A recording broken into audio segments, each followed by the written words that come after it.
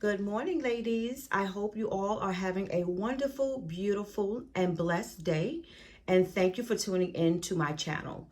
For those of you who are new, my name is Vanessa Stevens, and the name of my channel is Lifestyle with Vanessa Stevens. On my channel, I will be discussing my life as being a new empty nester, living in my 50s, and just basically enjoying life and how to navigate in this new era as being a empty nester and living my life in my 50s. So with that being said, for those of you who are returning, thank you so much, and I appreciate you for continuously watching my videos, and I am so appreciative to you. So let me start by saying any topic that I touch on is in my opinion and based on my experience. So today's video is the first in the series that I am starting in regards to living life in my 50s as an empty nester. As you guys know, or for those of you who are new to the channel, I just recently became an empty nester. So I'm going to start from the very beginning and lead you back up to where I am at current day. So back in 2024, May of 2024 to be exact, my son graduated from college. Upon his graduation, he did move back in at home, which he was living on campus for the 4 years, minus the year when COVID started. So with that being said, he moved back home. When he moved back home, his primary goal was to find employment and to purchase a vehicle. He ended up doing the two. So fast forward to March of this year, 2025, is when he moved out. I was so ecstatic and so happy for him because he completed college, number one, and he did set out, made goals, and reached those goals as far as employment, his new vehicle, and moving out on his own to live as an adult. Now, I am so happy for him, as I said, because he did reach those goals. But for me, I was happy to be an empty nester because I had been waiting. But on the flip side of that, I was a little sad and a little depressed. Why was I sad and depressed? It's because I am a mother of two. I have an older daughter who is 30 years old, and she has a child, my first grandbaby, and then I have my son who is the baby. So the realization hit me that now I am really an empty nester because I have no kids at home. And for me, it hit me kind of hard because basically I was one of those parents who dropped my life and just poured everything in me to my children. And when I say pour everything into my children, that is exactly what I mean. From the day my daughter was born until I had my second child, I lived and I breathed for my children. So the majority of my adulthood with my children, I was single.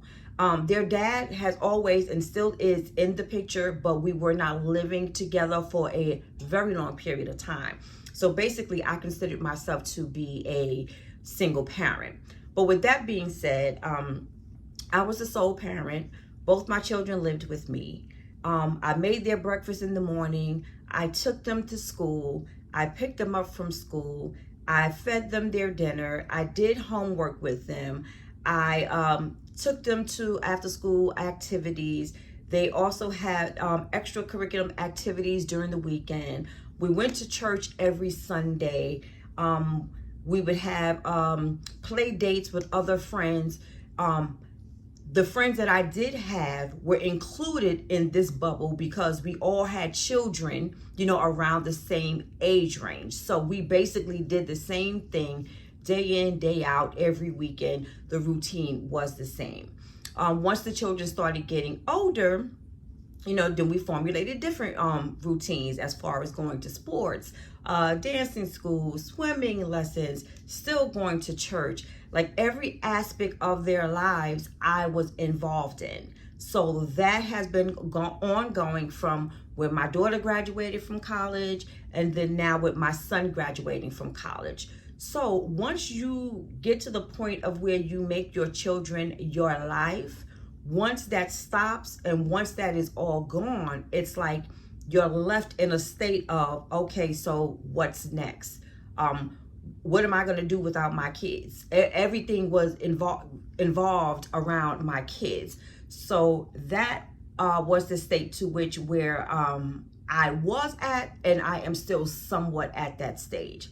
So basically, with me becoming a new empty nester, I really had to learn to live by myself. Even and also all throughout, the years of me raising my children, I never really got into any solid relationships where I had a second party at home with me. So it was always just my kids and myself. So now that I am here in this place, I am getting used to it. So now it's been a year and some change since I've been basically living alone by myself. So I'm learning the ins and outs of being an empty nester. And please forgive me, guys. I have some notes here so that I don't forget anything. So living without my kids, it was a challenge. And some days it is still a challenge. I have to get myself in a mode of where I get up and do things on my time. I now, especially on the weekends, I now have the opportunity to sleep in if I want to, go where I want to, do what I want to. Everything is not in such of a rush. So I'm learning to do those things currently. I'm at a point of where I still keep up with the routine that I had with the kids, even though they're not children, they're not kids anymore, they are adults. But my body is so used to having my kids, and my lifestyle, was so saturated around having my kids that it is pretty hard to stop. So at this point and stage in my life, I am going to start taking the opportunity to go out more on my own. I have never had the opportunity to go out on a solo date. Now, I did do that one day a few weeks ago, but it was not intentional. I was just out in the stores creating some content and, looking at some home decor. I got a little hungry because I left the house without eating, and I just sat down, at a little like Chinese, Japanese style restaurant, and I just sat outside and had lunch and, was in my own thoughts and in my own space and enjoying, sitting outside by myself, and just people watching.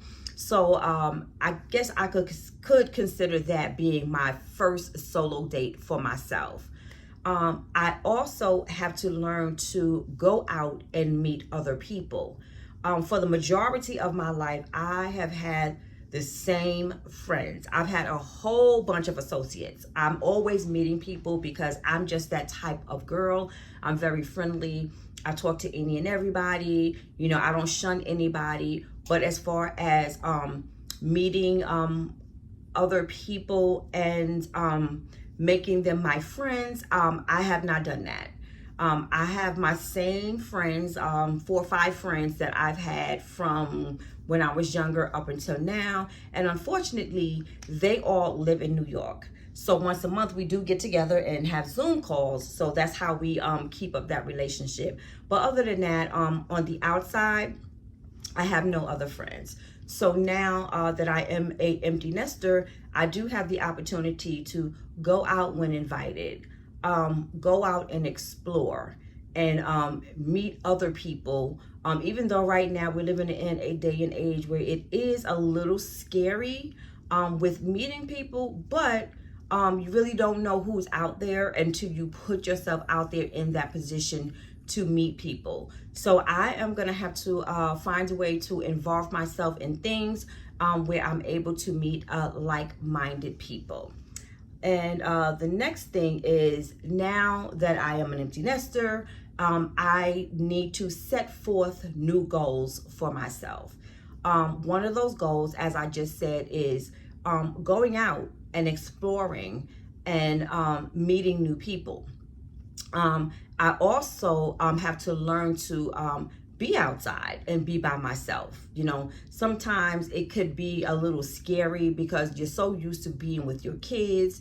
You know, you're conversating with your kids, you're having fun with your kids, you know, you're teaching your kids. But now, you know, as an adult, you're outside in this world by yourself.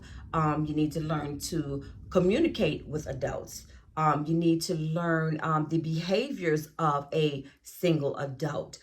So it's still like a learning process of where you have to reinvent yourself all over again and find out who you are, what type of friends are you wanting, and what are you looking for. Are you about living the settled life, or are you out here wanting to live the adventurous life? You have to figure out what kind of life you want to lead now as a single person and an empty nester in order to meet those type of people to bring into your circle so you can enjoy that type of life that you want. Also, another thing is exploring new hobbies. Now with me, I became somewhat of an introvert since I moved to Georgia. Being that my son was in school, I was working every day. I really did not have the time to go out and find things that I like or is interested in doing. So now I have nothing but time on my hands where I can go out and do these type of things, whether it's with friends or with myself. One thing that I am definitely going to get into doing, as I was doing before, is getting back into reading. I was an avid reader. I love to read. Reading is good for you fundamentally because it will help increase your vocabulary, and it also helps to increase your mind, which is something that is excellent as you're getting older, as myself, a woman in my 50s. I also want to go out and do things like sip and paints. I want to go out to like the different activities that are out in Atlanta that I have not been able or had the opportunity to involve myself in as well. I also, and I do think that it's time, especially because of the state of affairs that we are in right now. I'm going to start getting back up on Sundays and going out into the church building. It has been so long since I have been in church. I think the last time I went into church, I know I was back in South Carolina, so there had to be at least maybe 6 or 7 years ago. And I think it was like New Year's Eve. But it has been so long, you know. I watch it every single Sunday, but now it's time for me to go into the church building. I do have a church in mind. I have been watching their services for the past couple of weeks, and I'm really thinking about going to that one particular church in which is not too far from where I am living right now. And that's another thing for those of you who consider yourself to be Christians or who are religious. That's another way of finding hobbies and meeting new people, especially like-minded people. Going to church. If you can find the type of church, which I am used to, I don't really like mega churches, but I realize in Georgia there are a lot of mega churches, and the one that I am interested in going to, which I will be going to this summer, I feel this Sunday, I consider it to be a mega church. But I'm not going to let that deter me from going. They offer many activities, they offer many ministries, and if I can get myself involved in whatever it is that I like, I'm going to involve myself in them. That's how I am going to get out there and become sociable and meet like-minded people and find out, things that are around in my area or in the Atlanta area that I might be interested in doing or visiting. For example, I am an outdoorsy type person. I love to be outside. Now, the fall and the winter are kind of different. I do get into my seasonal depression, where I don't want to go outside. I hate wearing a whole bunch of clothes. I hate the hats, the scarves, the gloves, and all of that stuff. But I am an outdoorsy person. I have not done anything in Georgia in my empty nester era, let's say. I have been here years ago and have gone to like Olympic Park with my kids. We toured colleges. We went to the Coca-Cola factory. But I myself, I want to go to the restaurants. I enjoy fine dining. I want to go to the botanical gardens. I want to go to some of the historical and cultural like museums, if they still have. There are so many things that I want to involve myself in. I also saw an event on TikTok that will be taking place in December, which is something that I really, really love to do, which is going to be taking place in a museum. I'm thinking about actually researching it, making sure that it is legit, and I might purchase some tickets for myself to go. So those are the type of things that I'm looking forward into doing as an empty nester. It's very, very hard once you engulf yourself in your children and you make your children your life. And when it comes to the point of when they are no longer children, they no longer really need your assistance. It's hard for you to go out and gain your own life after being so involved for so many years, with your children.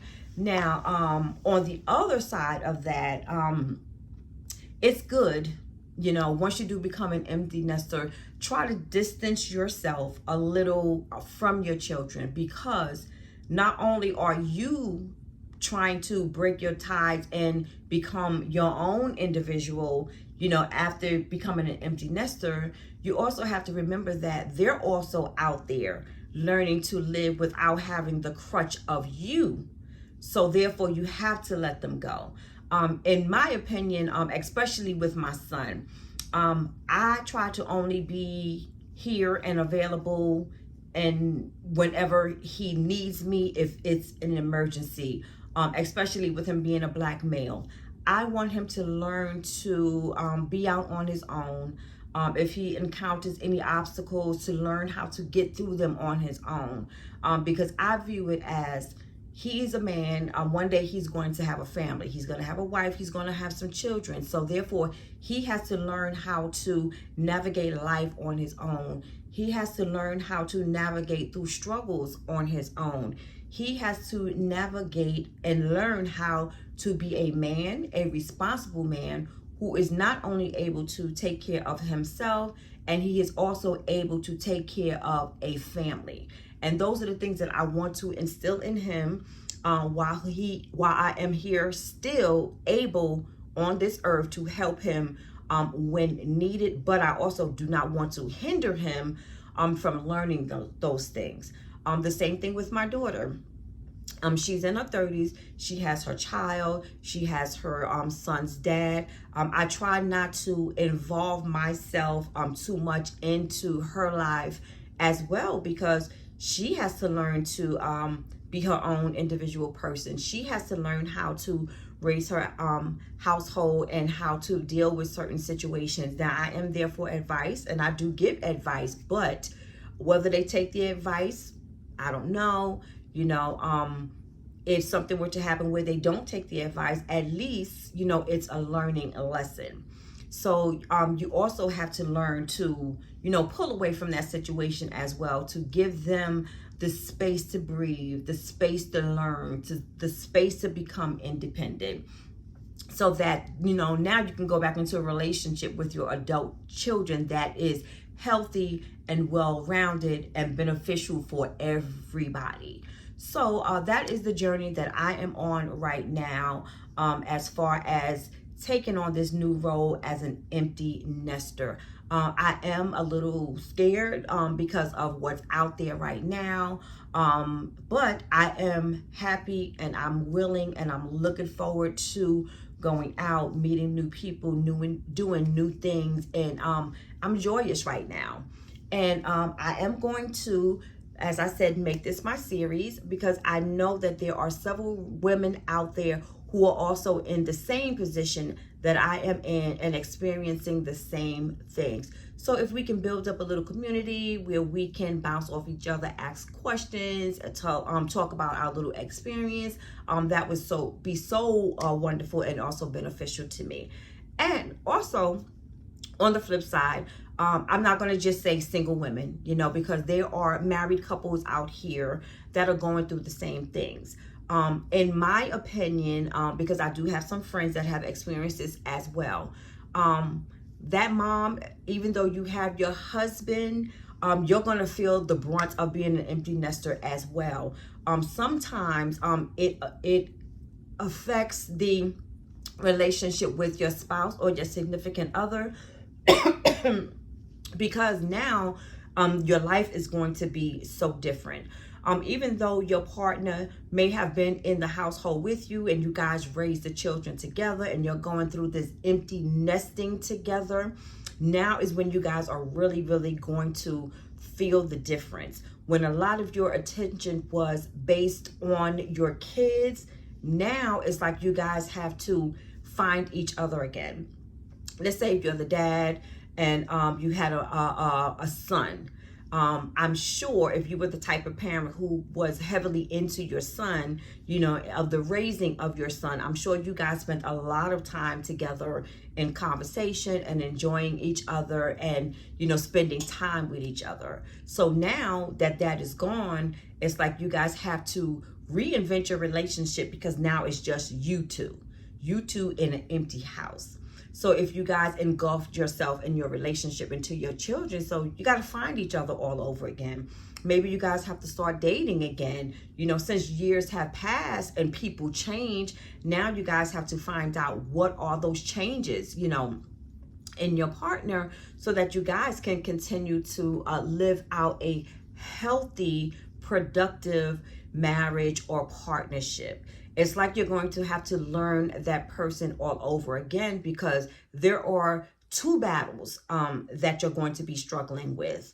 One is going to be empty nesters because your children are now at home and you have a whole lot of time, with each other. And then the second part of that, the growth in you. Things may have changed in you, things that you might have viewed in the years that your children were growing up. Things may be different. Everybody changes, whether you have children or not, whether you raised your children or you didn't. Everybody goes through life changes. So if you are in a relationship and you're an empty nester, now it's like you guys have to learn how to find each other and rebuild. Take trips with each other, date each other again. Maybe you're lacking in your sex life, so now you guys have more than enough time to reconnect in that as well. So there are a lot of changes that comes with being an empty nester, and it depends on you and how are you going to handle it and how you are going to approach it. It could be very depressing, or it could be fun. Hopefully, on the other side of that, you'll come out and be victorious. You'll find out who you are, and what are your likes and what are your dislikes. So for me, I feel like it's a new beginning. It's giving me time to reinvent myself. It's giving me time to meet new people because what I liked last year, I may not necessarily like this year. Things that I was interested in doing last year, I really don't have the interest in doing this year. The type of people that I was interested in hanging out with and wanting to call friends, my attitude about life and things in my life may have changed me, and now I might need to readjust and find a new group of friends. So basically, it's a new life that you are leading, and I wish everyone the very best of luck. Please do not get into a depressed state if you are an empty nester. There are so many things out there for us to do. And especially if you're in your late 40s, early 50s, middle 50s, there is still life out there. There is still enjoyment out there. It's just up to you to go out there, find it, and get yourself involved in it. So ladies, I am going to end this first series. And as I said, if you guys did not see my previous video, I will be doing this series every Monday, Wednesdays, and Fridays. If there is anyone who is interested in this video, please like, comment, and subscribe. And please share this video with anyone who you may think is interested in this type of content. And also, if you have any questions or if there's any topics that you would like to discuss, please put them in my comments and I will most definitely do it. Also, if I can build up a big enough community of like-minded people who are interested in this series, I would also like to go on live. However, I am still pretty much new on YouTube. I'm still learning the ins and outs of it, but in this particular series, this is something that I am really interested in and really would like to get with like-minded people. And I would definitely like to come together on a live. So please remember to like, comment, and subscribe. And I will see you guys in the very next video. You guys have a wonderful and blessed day. And please be safe out there.